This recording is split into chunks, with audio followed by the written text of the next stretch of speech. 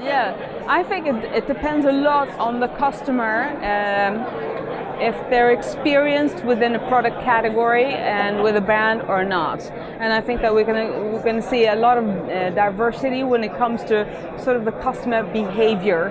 And I think that the best brands are going to tie their best customers much more closely to them. Because I can see that now when I meet with communication managers and sales managers, that they nurture maybe the 10, 15, 20% of the customers that are really profitable, and they learn as much as possible with focus groups, but apps, and really sort of deep in surveys, and sort of say that we'd rather build our business around the most profitable customers instead of always chasing new ones. So that's going to be one of the first divides, the companies and brands who does this the best. I think that's primary. But the secondary is also that you will have new models, of course. Now you have the Swedish car company Volvo that is owned by Geely, and Geely has just launched a new car, which isn't really as much as a car because it's a sharing economy. So you buy it online, you don't have to buy it, you can lease it and you can rent it out, and you can buy it together with friends, and you have a sort of an investment and you use it, but you can also rent it out. So I think that we're going to see new brands who come up with new business models, and that's also going to be one of the competition that they set new ideas, new standards, and so new reference points for customers who will want to go to their sort of favorite brand and say, you know, I looked at that brand, that's what I would like you to offer as well, but I don't want to quit my favorite brand, but I want the same competitive business model or the great offering. So I think that's the second thing that's going to change, that the newcomers sort of affect demand, perception, but also what we like, what we prefer, and what we expect. Thirdly, I think that we don't really understand the big change in the media landscape. We don't understand to what degree institutions and corporate brands are losing ground and sort of influence power of influence to the human being that I like. The sports athlete or the ordinary person who's a sort of digital celebrity.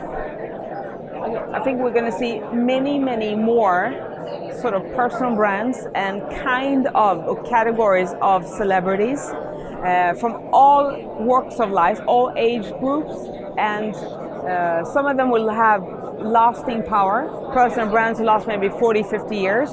But I think also many of them are going to come and maybe be hot for a year, 3 years, 5 years. And they came out of a trend because they had a profession that was in right now, or they were part of a TV series, or they were someone who was related to something that was fashionable, or a trend, or a profession, or a way of traveling, or food, a chef, a TV chef who's very hot for 5 years, and then there are new stars. So I think that we're going to see many personal brands, but very few of them have lasting power. And I think that the reason that we have Kardashians playing such a big role in setting new cultural standards is because they have sort of a clan. They're almost 10 people who all have their own celebrity statuses, so they build on one another and feed on one another. And I think that's a new standard for personal branding, that it would be much more difficult for a single star to last. And you can see the reason why David and Victoria Beckham, just to pick one example out of many, why have they lasted for 25 years, or even 25 years approximately. I mean, she used to be in music.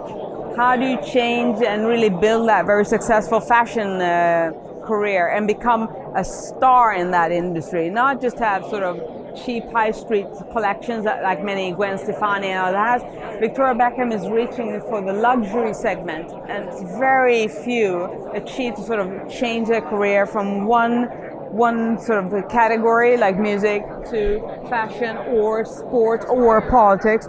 Few people are able to change career in that way and build a new audience. and have lasting power. So I think that one of the most important reasons for that is that you have David Beckham, you have Victoria Beckham, and you have Brooklyn Beckham.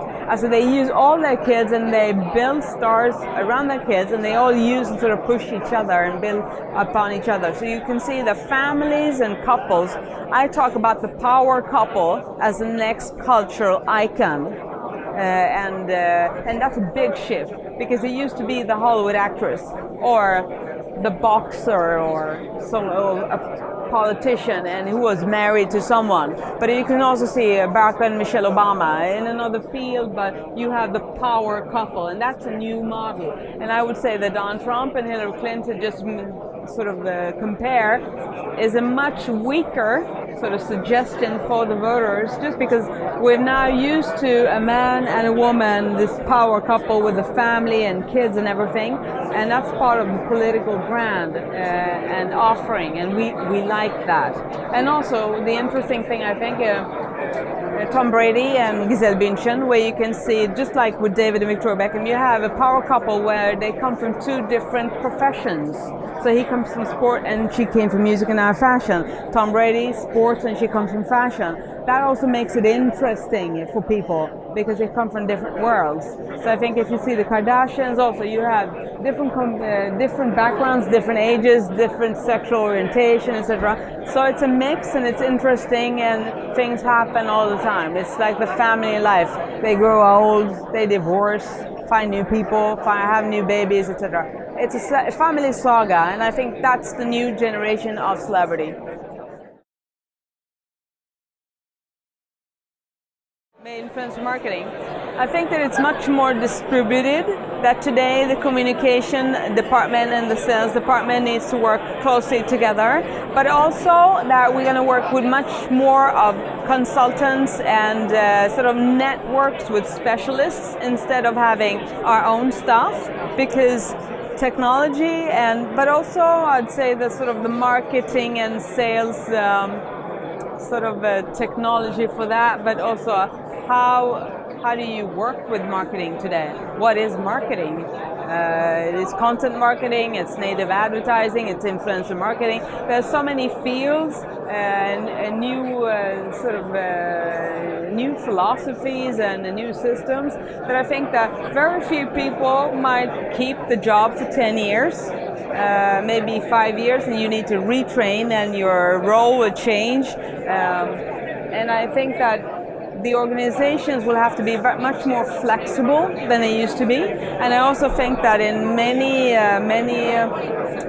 areas, both sales and marketing, we'll see what you do today manually will be taken over by artificial intelligence and automation and software. Like now you can see the Swedish brand one of the biggest banks in Sweden called SEB, who are introducing in 3 months next year, they're introducing their first digital employee, and she's called Amelia. She will be a customer support operator, and they're going to build a brand around her, because as so many customers will interact with her. We're talking about millions of people who will interact with Amelia every week, and of course she will be a brand ambassador, just like as if she had been human.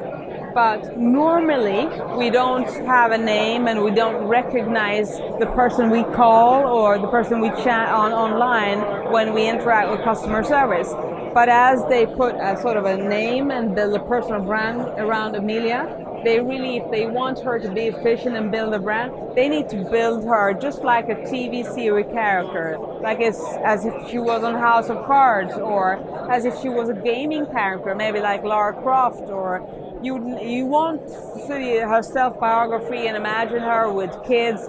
Does she love someone? Where does she come from? Does she have a profession? What does she do in her spare time? So you want to build the saga and the storytelling behind that personal brand if you want the customers to really connect with her on an emotional level and thereby be tied closer to the brand SEB. So the digital employee and the digital personal brand is the next trend, as I see, one of the most key trends within personal branding, and that's very, very interesting.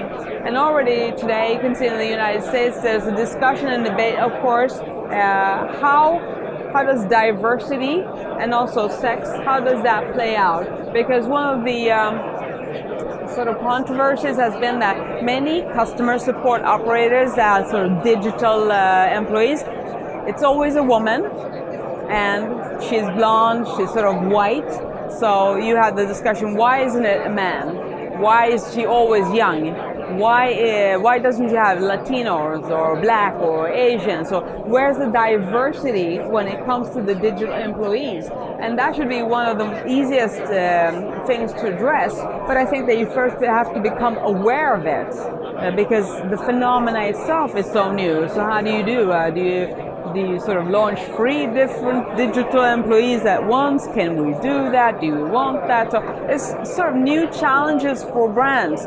And if you really want to make that that kind of sort of new tool in your marketing palette successful, you want to combine the digital employee with your real employee and build your specialists and your champions and have your employee advocacy boosted by building personal brands with your subject matters, product managers and others who are really well knowledgeable in their field, and sort of combine and find roles for when do they play together with the digital employees and how. And if you can do that, you have a very interesting, much more human brand as a sort of a retailer than what you have today when you have your logo and that's it. And maybe you hire a celebrity, the celebrity of the moment sort of, for your campaign. But I think this is a very interesting opportunity that we'll see many retailers try out for the next 2 years maybe.